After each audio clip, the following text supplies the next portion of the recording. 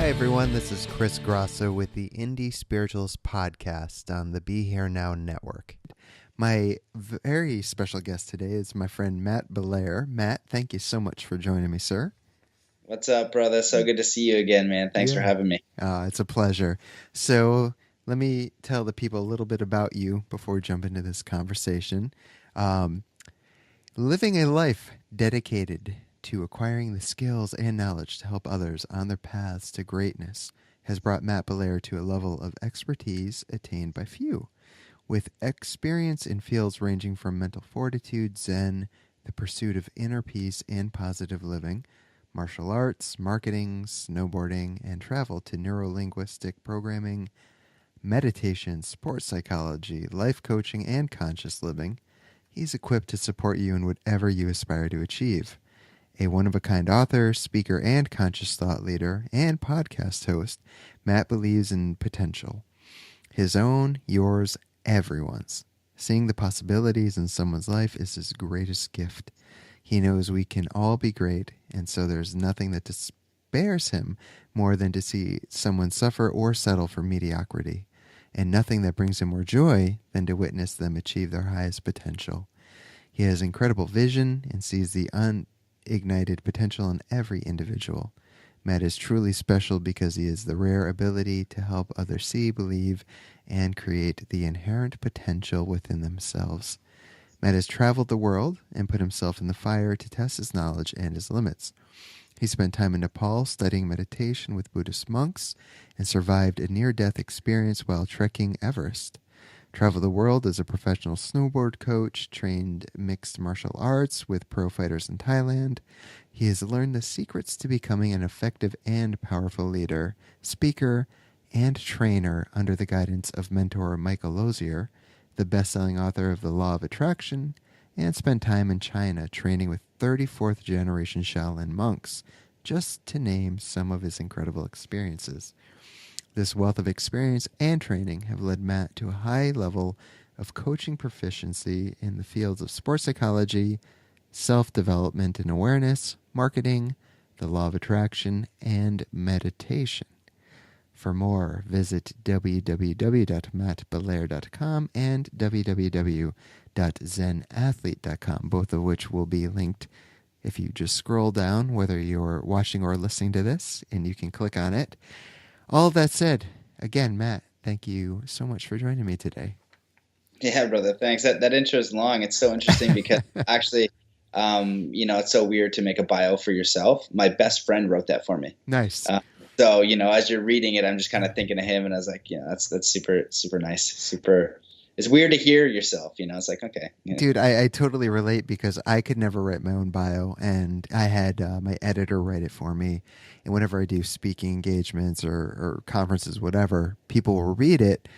And at the end, when I'm about to present afterwards, I feel so weird because it's this whole list of, all these achievements. And I'm sitting there thinking I'm just this guy who's still laughing while I watch The Simpsons and, all this stupid shit. So whatever, man. It's cool, though, to definitely highlight what we've done in life. You've, reading this, done way more than I have, and I'm excited to explore some of this with you today. I feel like we could do 10 podcasts and probably not even scratch the surface, but let's jump right into it. So, obviously from your bio, there's so much ground that you cover. I know one of your great points of passion is meditation and sport. You had me on your show, which thank you for that. That was a lovely conversation. I'm excited to pick that up and continue it here. And I remember talking a little bit about that with you, when we connected initially. So, knowing that meditation and sport is part of your passion, I figured we could start there. And I would love for you to talk a little bit about that. Yeah, sure, man. So for me, really the bio and what I've done is essentially just being a lifelong martial artist, embodying that philosophy.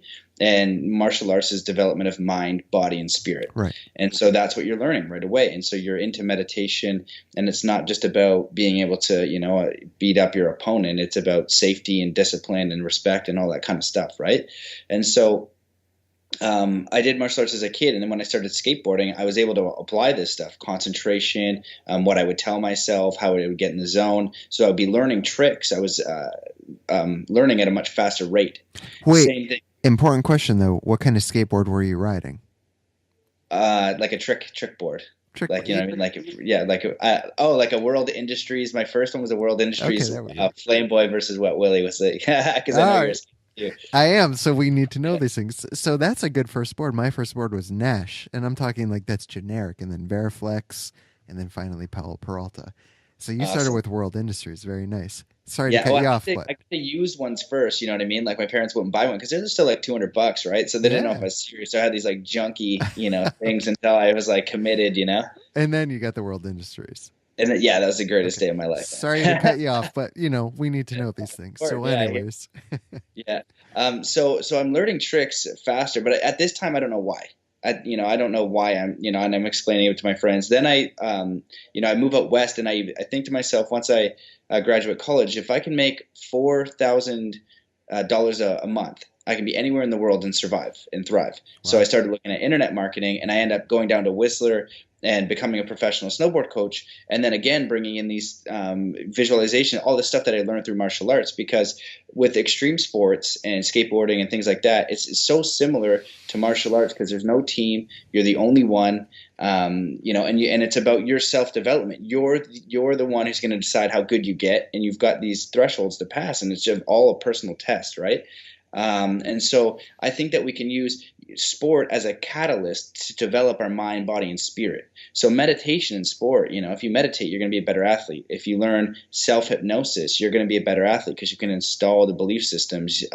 When you understand the psychology of excellence, of awareness, understanding more of your body through breath, you're going to be a better athlete. So the way that I kind of see it is this like kind of judo hack into teaching a generation of kids all this self-development mastery, because they're wanting to be a better athlete, right? So it's a bit of, if LeBron James, I always use him as the example, but starts to say, hey, meditation is good, it makes me a better basketball player. How many kids are going to start meditating? Right. So that's kind of the idea there, and giving them, those tools, because, some of the athletes I work with one athlete, and he set 2 world records a month after we had one conversation. Wow. That's Hmm. kind of a big deal, right? What were the Yeah. two world records, if you don't mind me asking? Yeah. So his name is Brody Carmichael. He's awesome. He's a really great guy. And he's kind of like rednecky, like a little bit, like he likes the outdoors. He's a freestyle motocross guy, right? So he calls me because I'm coaching another guy, Pat Bowden, and he professional freestyle motocross again, and I helped him and gave him my Zen Athlete stuff. So he had fallen on his first front flip attempt on a motorcycle, right? And there's this level of necessity to land it because, if you miss a basketball shot, both your legs aren't going to explode. You know what Right. I mean? Like, you're totally fine for the most part. So he had fallen, and we just do this session with him. And I was like, I checked, I enhanced a couple perspectives, but nothing major. Then I said, look, man, if you want to do this trick, you don't have to read my book or get my program. All you actually have to do is just visualize this trick an hour a day, every single day, until you can land it, and you'll know. And I was like, it's going to take you about 4 to 7 days. It can take you about a week, and that's it, 7 hours. So he does it, and next competition, 2 weeks later, he sticks the front flip. I think a week or two after that, I can't remember what exactly, he lands the world's first front flip heel clicker. Wow. And then 2 weeks after that, he didn't even this is the thing, he didn't practice this one time. He wasn't even on his bike for those 2 weeks. And he was going around in schools talking about mindset, because he's a little bit of a big deal where he is in Australia, and inspiring kids. So without one practice run, lands the world's first front flip Superman. And the worst part is he takes it on a freaking potato phone that's like a Nokia something from, and I was like, dude, you just did, this should be a Nitro Circus, Right. all over Right. the internet, and like nobody knows who he is. I was like, oh my God, it's like this is geez. But so you get this potato phone, and he just does the world's front flip Superman. But it's simple. The processes are simple, but we don't do them because we don't have the necessity, right? So, and then you go the level up to Dr. Joe Dispenza's work, where he's basically trying to convince people if they go into a meditative state for an hour a day and visualize health, they will heal their bodies. Mm-hmm. And the people who have those necessities, like have cancer and terminal illnesses and things like that, there are many, many, many documented cases of people having miracles through doing the same thing. And so everything that I've read has said that same thing, is if you can clear your mind and go into the void or the empty space, whatever you put into that empty space and feel it and live it will come into this reality. It has to. It's a law of vibrational energy. But the thing is, because it's so a little bit odd, right? Like people don't, you can't, it just seems a bit weird. So they have no necessity. And that's why with Pat in the bike, it's so easy to convince him, because he doesn't want to break both his legs. He could die.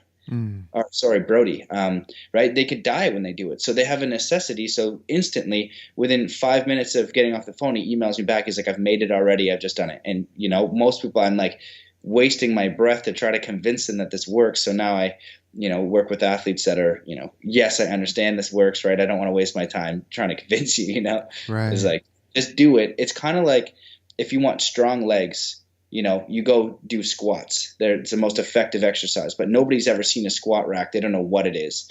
And, I could go in there and you could tell the science about what's happening in the body and the central nervous system.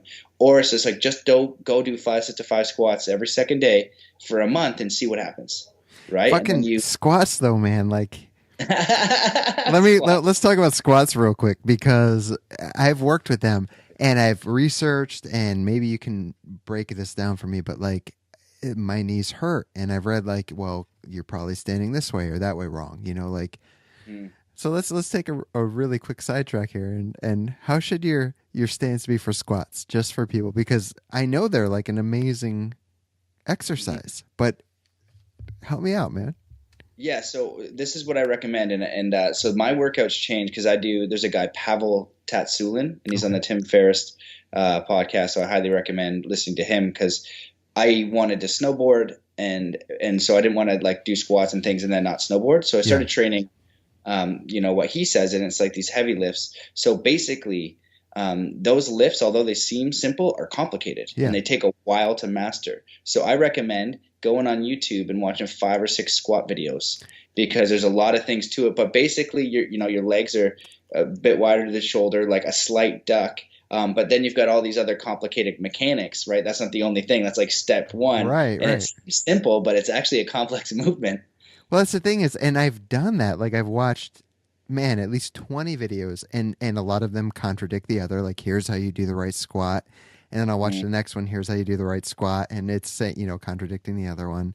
And so I've tried all these different means and methods, and it's to the point where it's like, man, I'm just getting old. I'm 38. Maybe I just have shit knees. And it's like, I run a lot too. And I know I've put a lot of like wear and tear in my body. So I think running is worse. That's what I've heard, because it's consistent impact. Yeah. Running is one of the harder ones on the knees. The same with skating, right? Skating is not ideal. Well, that's why I tell people, like, I still skateboard all the time, but I don't do tricks anymore. It's kick, push, coast. Bottom line, just like the Lupe Fiasco song. Like, I can't get up from those falls like I used to, man. The bruises take a long time to heal. The sprained ankles, forget about it, man. Who's got time for that anymore? Yeah, you're paying the dues. Yeah, it's just like I'm out for like a month. What happened? Skateboard. Yeah, exactly. Well, anyways, I do appreciate what you're saying, though, like earlier about, you didn't say it this way, but kind of it sounded like integral cross-training to me, and what I was hearing was like, for me, I found that when I was getting into longer runs and bringing mindfulness into them, that helped me when I would sit down on the meditation cushion. And during those times where you'd be 20 or 30 minutes into a sit, and part of me would want to get up, but the other part of me was like, no, you can do this. It reminded me of like when you're at that 6-mile mark and you're running a 9-mile run. You're there and you can do it, and then you do it. And since you've done it, you can sit for that much longer. Or when I'm out on a run, and I'm at that 6-mile mark, and it's like, oh, I know I've been in meditation and I've wanted to stand up and walk away, but I sat and stayed with it another 30 minutes. I know I can do it. I've experienced it. I know it's there. And then I could finish those, 2 or 3 miles. It's a very interesting dichotomy to me, that kind of integral cross training. So again, that's not necessarily what you're saying, but that's what came up for me while you were speaking. And I'm using that as kind of a segue into this Zen Athlete program, which is something I know you're very passionate about and have been working on, and you've already talked a little bit about it. But if you don't mind talking a little more about Zen Athlete and your inspiration behind that, I'd love to hear it. Yeah. Well, yeah, and that feedback's great, right? They'll say like there's so many different ways to learn a lesson, right? So how you're Right. gonna, take that information and find your own example and analogy is perfect. Then you're like, oh, cool, I've got like the message. You know what I mean? There could be 20 different analogies that are the same message. So, I totally resonate with what you said. And so for me, Zen Athlete is, the goal is to popularize the mental game of sport Mm. so that you go play football, hockey, snowboarding, skateboarding, you automatically train the mind just like you go to the gym. If you do any of those sports, it is normal and 100% expected that you will go to the gym and you will train your body. But we know for sure that the mind is the thing that makes you the great athlete, the great person, the great human being. It's the mind that sets all of those bars. Right. So why are we not training it? Why are we not learning how to meditate? What our beliefs are, things like that. So that's like the big, mission. And with Zen Athlete, I've spent my life basically testing different. I just was so interested in mind power, Mm. mindset, mind. So anything mindset or mind power since I've been a kid. So I'm reading about meditation, lucid dreaming, astral projection, self hypnosis when I'm in my teens. And some of it's going in, some of it's not going in. Right. Right. Right. I'm trying different healing modalities. Like I'm certified Reiki, but then also in China, they do a different form of energy healing. You know what I mean? And like, I don't care what it is. If it's out there and it has to do with mindset, I try it and Yeah. I get into it and I see what it's like. So I can have the most wild conversations about, dimensions, astral travel, aliens, wild experiences. But in Zen Athlete, it is so simple, distilled techniques. It's the squats. If you want strong legs, these are the 5 exercises. This is how you do them. Just apply them. So it's distilling that. And then furthermore, I want it to be so easy for any athlete to come in and use this stuff. I have like guided meditations, and then I teach you how to make your own. So it's just so binaural beats, right? So I have binaural beats Mm-hmm. that install getting in the zone, and then you're an amazing athlete, and then we're installing the belief systems we want, and then I show you how I do that, so you could change it to any sport you wanted. Then you've got guided visualizations for parks and whatever you're trying to learn, or if it's a specific trick or whatever it is, and it relaxes you and you experience it. And then I show you how to create your own. And you have a guided relaxation. This is what you need to put in. Then you start creating your own. And the interesting thing, what's happening actually, and I didn't expect this, I'm actually working a lot more with successful business people, Mm. because you take that same level of necessity to land a trick that's never been done on the planet, and you apply that to your business with because you got risk, but it's not like in your face instant risk. Right. So if you can take that level of mindset mastery into business, you can really level up your game. And it's a way to think about things that, it's not typical business training, but it applies so much. And so that's what I learned in Phoenix. And I was like, oh, this is interesting. And I kept getting more, business people. I was like, does this work for this? I was like, yeah. And I was like, oh my God. I was like, this is almost like business mastery, because Hmm. again, you're taking the skill set of what somebody has learned to do something that's never been done and literally risking their life.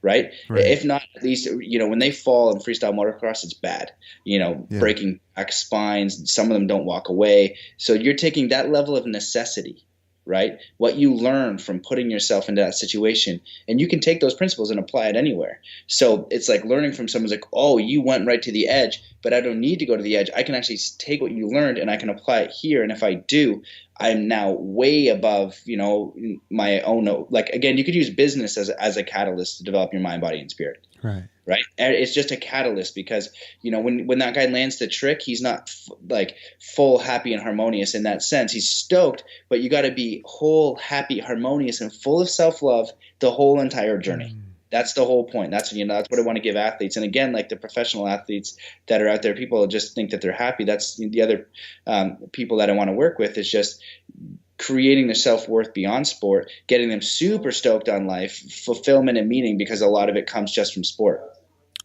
Amazing.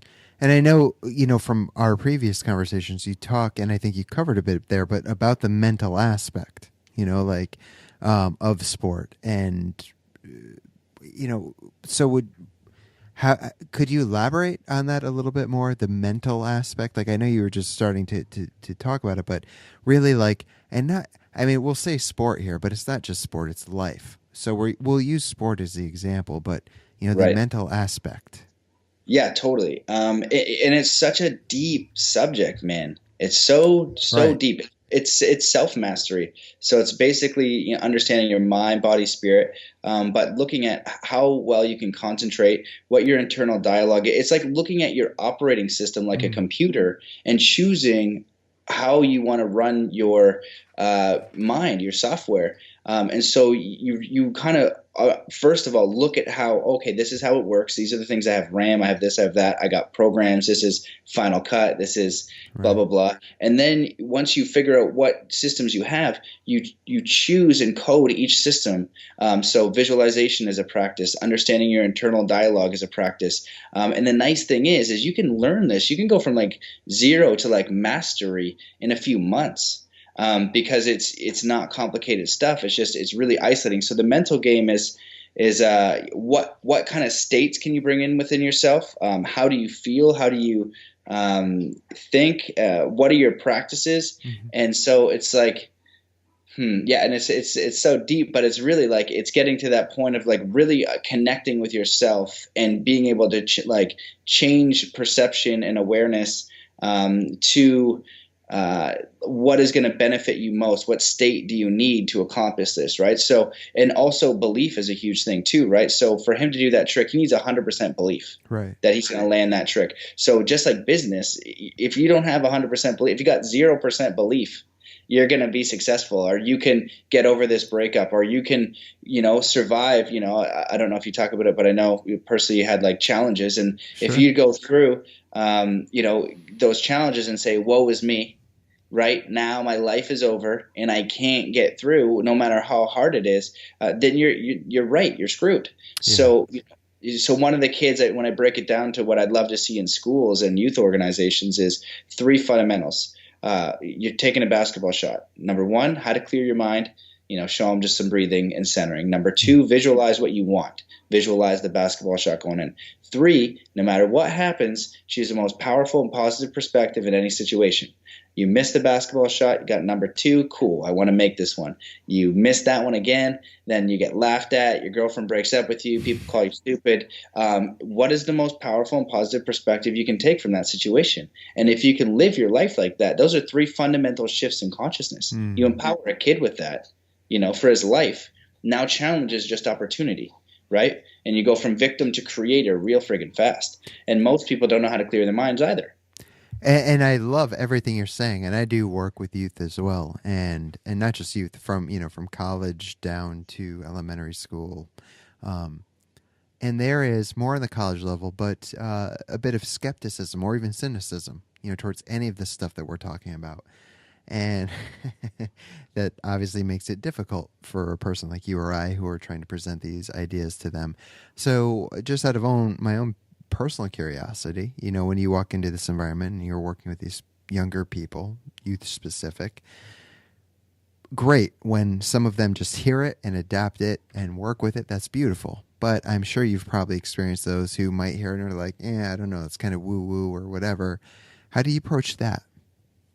Yeah, it's a really good question. It's interesting. I like to say that Zen Athlete is like 20 years ahead of its time and like 50 years, thousands of years behind the time. You know what I mean? Like, I know what you mean. Yeah. When they did samurai fighting, there's whole books on mindset first, right? You're literally going to die. Yeah. So what kind of mindset would you need? If you freak out and get afraid, you're going to die. Yeah. You have to be really confident and really connected to your body and, really in flow. So, I aim to, attract the people that are open, first of all, right? Because I don't want to waste my breath anymore. And I used to. But now, like when someone's in there, just the way that I draw the line is like, okay, and I just take them through a process where they can feel it. Mm-hmm. And one of them is just, okay, like here, let's do an experiment. Let's all close our eyes, take in 3 deep breaths, visualize a lemon in our mind, and then bite that lemon and feel the juices, and they'll have their mouth salivate. right? And so it's just bringing in the information through examples that they can actually directly experience. Or sometimes, quoting a great athlete that talks about mindset also helps, depending on what age group you're talking to, bringing in that reasoning, right? You want to balance with logic and a study and something like that. So, there's a study on basketball players where they do visualization and, they improve 24% without even touching a basketball. Right. And then the group that shot, improved. Well, they 23. The group that shot was 24%, and then the group that didn't practice was 0. So just through visualization, so you can bring those things up, but it's giving them a direct experience, or an analogy that they can really relate to, and that's like finding your audience. So that's what I really like is the lemon. Yeah, that's cool, man. Right. Giving them something that they can relate to, or meeting them where they're at. That's also exactly. Yeah, that's the approach I take. Meeting someone, and not just youth, but adults, wherever. Like meeting people where they're at. I was talking to a friend yesterday, the day before, about the way I will approach certain events I'm doing, and I will always have like a general outline. But beyond that, like I don't memorize what I'm going to say. I don't, blueprint it out, because that doesn't do justice to anyone who's taken the time to be there. It's like, let's survey the room, or I will survey the room when I'm in it. I'll take a look at who's there. I will listen as, I kind of introduce what's going on, and the conversation is a huge part of it. And from there, I just kind of assess, all right, then what do we need to talk about here? So like you were saying, meeting people where they're at, young or old, doesn't matter. But I find that that's just a really wonderful way to, of course, not just connect, but really make significant change, or help people make significant change in their lives. So something you can relate to? Yeah, 100%. And that's where your own level and work come into play, because you're going to, with a level of mastery, you're going to be able to give an example that relates to them. Yeah. And if you've got minimal knowledge, it's a little bit harder. Right. So, it's just, how, and asking them questions, Yeah. Have you ever experienced this before? Are you aware of, like, what are you aware of? Like, if you've never heard of martial arts, like, do you know who Bruce Lee is? You don't? Yeah. Okay, shoot. Well, we're not using that one. Yeah. Right. Like, you know who Jack Nicklaus is? You know what I mean? He's like, before every shot, I go to the movies, right? And what is he talking about? He's talking about visualizing. For the snowboarders out there, there's a guy, he landed the world's first quad cork, Max Perot, and in the little video from Monster Energy, not to plug them, but had like some, give a friggin' Monster. I was like, and I want in that whole industry, because I'm in it, and the extreme sports, I want like some good sponsors. Like my show is sponsored by like Organifi, which I'm super stoked on, but like, or even just water. Like something good, right? Like, and I thought about that. I was like, if Red Bull wanted to give me like 50 or 100 grand, I was like, would I take it? I was like, I hope not, because I know it's not good, but like, I definitely want 100 grand. That would be great. So there are bills to be paid, right? It's a very tricky thing, I know. But then, and this, I kind of digress here, but like, I'm coaching, and you got a 10-year-old drinking a massive effing can of Monster's, huge, and it's poison, and it's terrible. Yeah. And I'm just like, oh my God, like, you don't even need a little one. And why are they giving, it upsets me deeply. Sure. I understand. I appreciate your passion. Yeah. It just so bothers me. Yeah. So we want to give, like, and that's the whole crazy thing when you get conscious around food and everything else. You're like, holy crap, everything's trying to kill me and my kids. And if you want to make a conscious choice, you have to really seek that out and go pay twice the amount. Yeah. It's like, you got Red Bull, then you got Monster, then you got Full Throttle, then you got this, and then over here, it's like maybe just water and then like an apple, and you're like, you're not going to give me like, they've got some juice mixes now, but right. So anyway, so this video that's put on by whoever, we'll just say drink water or something. He lands the world's first trick, never been done before. Exact same thing as Brody Carmichael. He goes, I visualized it so many times in my mind that I'm just so happy to do it first try. And it's 4 flips. And on the last flip, he is so set and confident. He lays out the last flip. He's like, tuck, 1, 2, 3, spinning, flipping. And then on the last one, he's just so aware. Never done it before. No one has ever done it. Yeah. And just lays it out perfectly and just stomps it like the most beautiful thing, Wow. And so when you can show those examples, right, of excellence and really engage, where are you at, and ideally be in environments, where they want to hear it, which is way nicer. Yeah. Oh, it's always nicer and easier, but hence I ask, because sometimes you're not in that environment, and it's like you're just there. And for me, it's like, all right, all I can do right now is offer my honest self and hope that it connects with one or two people. If more, awesome. But just lay it out raw and real and honest, and hope. And that said, you never know what seeds are planted for some people. That potentially maybe it meant nothing to them in that moment, but a week, a month, a year later, something will spring into their mind. Oh, I remember hearing this, and then it inspires them to go to the library and pull out a book on this, or go check out a meditation center or Zen Athlete or whatever the case may be. You never know. So. And that's, as you were saying that, that's actually what I was going to chime in and say. Yeah. Some of the people who are, I think there's a lot going on in the planet right now. Yeah. A lot of people are really waking up. They're, you're getting the midlife crisis at whatever age you're at, right? Because, oh God, this is broken. I'm like, yes, it is broken. It's very much so, yeah. Yeah. So it's like, what are you doing to fix yourself? And so then when you face that question, like, oh darn.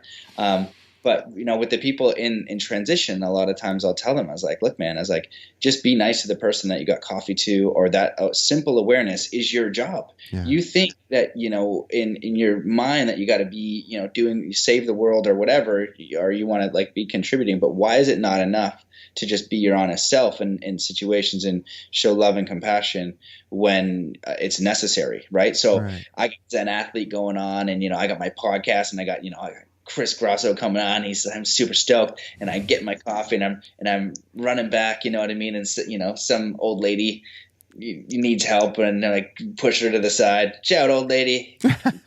Chris Grosso waiting, Yeah. And so, and then I'm like, hey, you know what, man? I'm 5 minutes late. There's this little old lady. I had to help her with her groceries because that's what I was called to do in that moment. Right. Or there's a kid and there's a circumstance, and you can just show love and compassion. And that's our goal. That's it. You know what I mean? That's awakening. That's enlightenment. That's everything. And when we continually make those small choices daily, then, you know what I mean, you get upgraded. Yeah. And you'll get upgraded in consciousness. You'll get upgraded in all these different ways. And especially how you feel, and you're like, oh, it's simple because you have to do it every day. If I'm good 100 days and I'm following my intuition and being cool, but then on day 101 I'm a mother effer, then I'm like, I really messed up that day, but I can learn from it. So when you're talking to the kids, you know what I mean? What if you just change one life, and that's your whole purpose was just to have one super meaningful impact through direct awareness on one human being, and you watch that person's whole entire life, unfold as you just planted a seed, and they create a family and raise kids at a certain way, and you just did one thing. That I think that happens all the time, and that's enough, man. We are enough, we want to, because we understand the power of it. We want to just got 500 kids, boom, they're all awake, reading Ram Dass, being nice to each other, being loving, just in it, right? And that's what we want so deeply, because we want them to have a place of peace where they are. And then as people who are trying to serve in that same sense of just doing your best, just showing up and being honest is the best therapy, the way to speak, you know what I mean? And it's beautiful. I love what you just said, we are enough. Something that it's such a beautiful sentiment, something that for me is so hard to really accept at times, even after many, many, many years of practice, I know in my gut that that's the truth, but then the mind kicks in, and, the mind wants to do what it's going to do and tell you, no, you are far from enough. You have failed in this way, and you haven't fulfilled that, and blah, blah, blah. But that's huge, because in my gut, like I said, I know it's true. I am enough. We are enough already. A little unscripted, but can you speak a little more to that? That we are enough. Yeah, that's it, man. And that's what it all comes back to. That for everyone on the planet, even like I said, those athletes, you think an athlete that's, the best in the world at something, like an NFL player, Super Bowl ring, the goal was Zen Athlete, beyond making you a better athlete, is to make you whole, happy, harmonious, and full of self-love, no matter the outcome. No matter if you didn't land the trick, no matter if you didn't get the NBA championship, no matter if you failed at business, you're enough always. And I struggle with that too. And it's normal, self-worth is even now I struggle, I'm like, sure, yeah.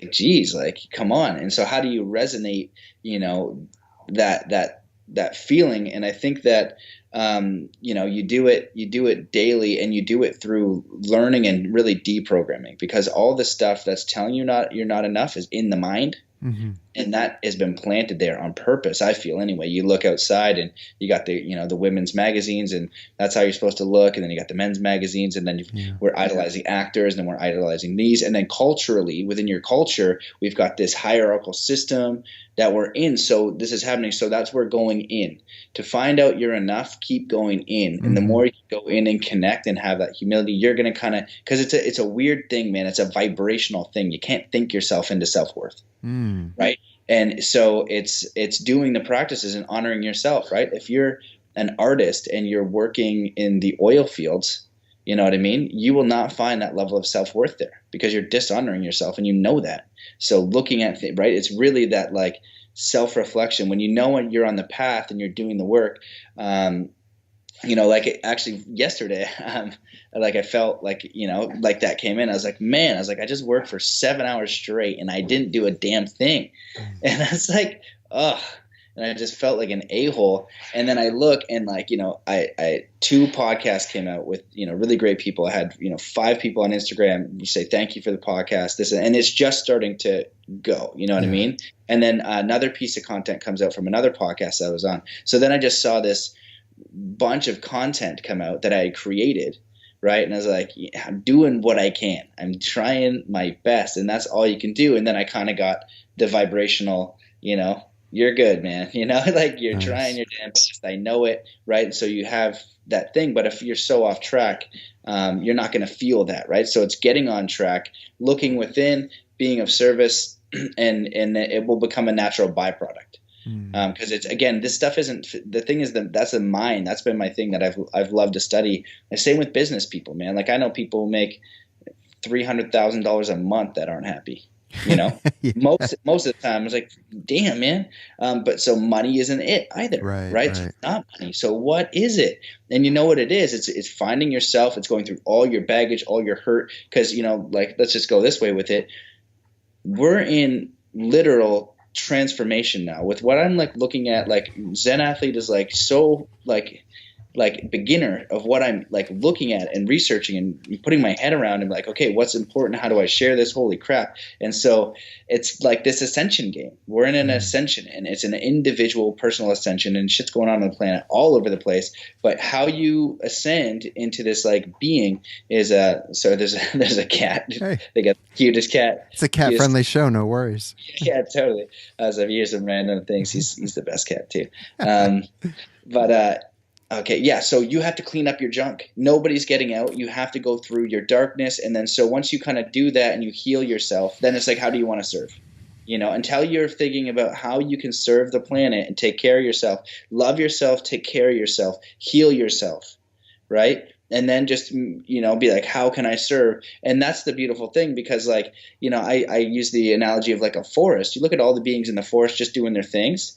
They're naturally in harmony with the forest. It just works. You know what I mean? The forest is in perfect flow. But if you have like a crow trying to be a moose and a moose trying to be a beaver, then that natural system's gonna be all messed up. Right. And the beaver's going to hate his life. You know what I mean? Because he's like, you know, I just want to chew wood. So when you figure out that thing by looking in and it's like, what do I enjoy to do? How do I follow my bliss? How do I follow my passion? How do I create? What do I need to let go in order to do what I love most? And that's, again, you know, this is like Zen Enlightenment 101. Let go. Right? Well, you want to hold on to your Ferrari and also reach enlightenment at the same time. Well, maybe you got to let that go. Or what balance are you playing with? So literally going through that, and then when you figure out who you are, and then you're like, holy shit, I'm a beaver. And then you start just doing beaver things, and then naturally you're just in harmony with the forest, which is the world, which is the planet. And that's what we all have to do, you know, and that's, you know, I think it's like we're in a very, very serious time on the planet. And it's a very personal transformation. You know, it's stop looking outside you for everything, for your government to fix you, for a God to save you. You're the one to do it. Couldn't agree more. I just recently got a tattoo that said, "No saviors will save us," with an anatomical heart. It's like it's not that I'm, against the idea of a God or whatever, but it's like, we will save us. We have to take the power back. We have to do it. We have to step up. And so you're talking about cleaning up these areas of your life and doing that work. And I know part of that, based on when I was on your show, involved ayahuasca. So we're kind of almost in a way, but not totally, like switching gears here. But I would love to hear a little bit about that, if you don't mind. Ayahuasca and the impact that's had in your life, and cleaning up and healing and growing. And as I say that, I know you're choking a lung over there, and I apologize. Yeah, no, it's perfect. I know it's got like a cough out of nowhere. Yeah, so ayahuasca was a great assistant. Definitely 100% plant medicine. It's medicine for your consciousness. Right. And I'm glad you say that, because it's a distinction. A lot of people hear the word ayahuasca or psilocybin or whatever and think drugs. But no, I appreciate plant medicine. That's how I would say it. So thank you for saying that. Yeah, and it's very important, because the thing is, they're coming from a place of ignorance and fear. Sure. It's not for everyone. Right. That's fine too, but you don't know what you're talking about. Yeah. And so, and that's just fair. And that's, for me, is experience, right? And that's why, like, I would be comfortable in like I don't have a sports psychology degree, but I would be so comfortable in the New York Yankees locker room with any sports psychologist on the planet, because I've done experiences and I've been in it and I understand it. You know what I mean? I've earned it. Yeah. And so with ayahuasca is an experience. And so for people who don't know, it's becoming a little bit more popular. Dimethyltryptamine is the active ingredient. All plants, all animals, all humans produce it. And I wanted to do ayahuasca because I had been to that place, because it's hard to describe. It's like, it's very real, but there's no words for it. But I had been there through meditation. And so when people describe it, it's like, I've actually been there through meditation. And so now I can do a breath pattern and pretty much activate DMT and have a psychedelic experience. And it's the same thing. So ayahuasca really was a great gift. It's humbling. It's very humbling. It's challenging. It's not fun. I don't get excited to do ayahuasca, because it's like, it's going to visit your mother. And like, for people, listening, I'll say it's like this. I put it a couple ways. It's like a duck. You give it ayahuasca, and now it has human consciousness, and it's like, what's this? And like, this is a flat screen TV. Like, what's this? This is a cell phone. What does it do? And so when he's in it and the ayahuasca is on, he's learning this stuff, but then he comes down and he's just learned cell phone and energy and whatever it is, these cars and whatever we're going to teach him, ideally some good stuff. Yeah. But then another duck asks him, yo, like, what happened? And he just quacks. Because that's what I'm essentially doing, or quacking, but it's more real than here. So that gap from a duck to a human, from a human to whatever ayahuasca is very real. It's a level that you're like, holy crap. And the thing is, it's not addictive. It's just to show you it's a realignment, and then it's grounding and integrating that information. Holy, I just showed you food from a 5-dimensional perspective.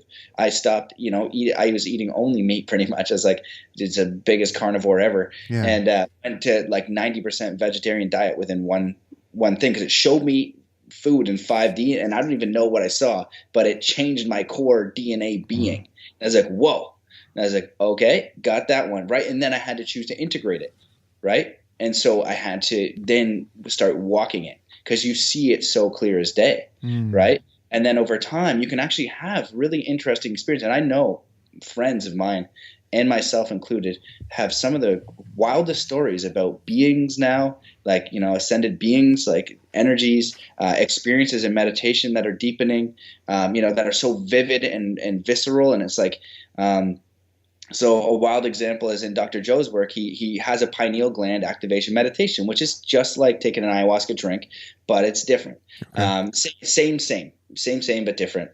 And so he's like, he's in there and he's trying to convince people, like, if you do this weird breathing pattern, like, you could activate DMT, and holy smokes, if you do, you're going for a ride.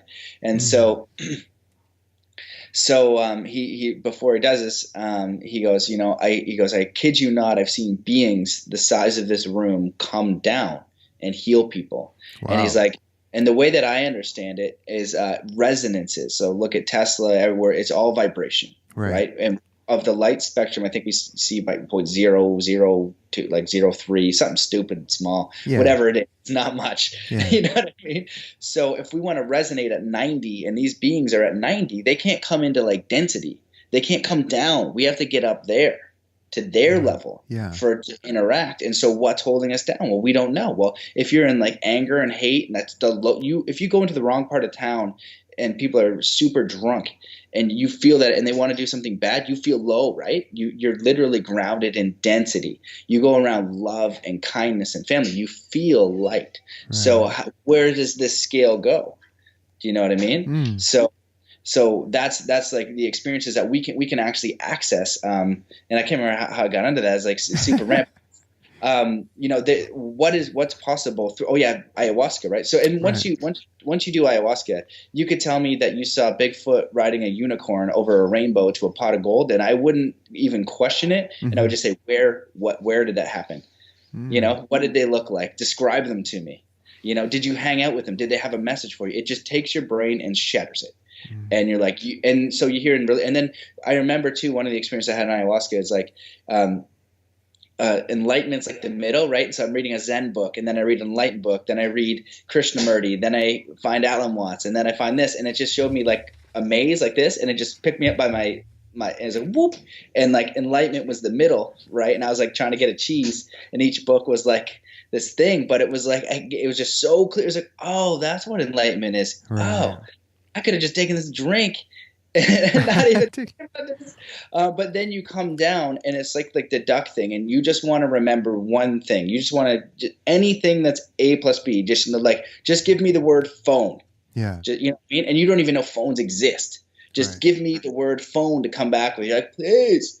And so so it's extremely powerful stuff, and whatever, and it's medicine. So if you've done a lot of, you got a lot of darkness in there, it's going to be challenging for you. There's a guy, and overall ayahuasca is like the three main things are people want to be more loving and kind to themselves. They go through like some sort of healing. They want to be more loving and kind to others, and they want to be of service to humanity and treat themselves better. That's like the common theme of every sit I've been through after. You're so humbled.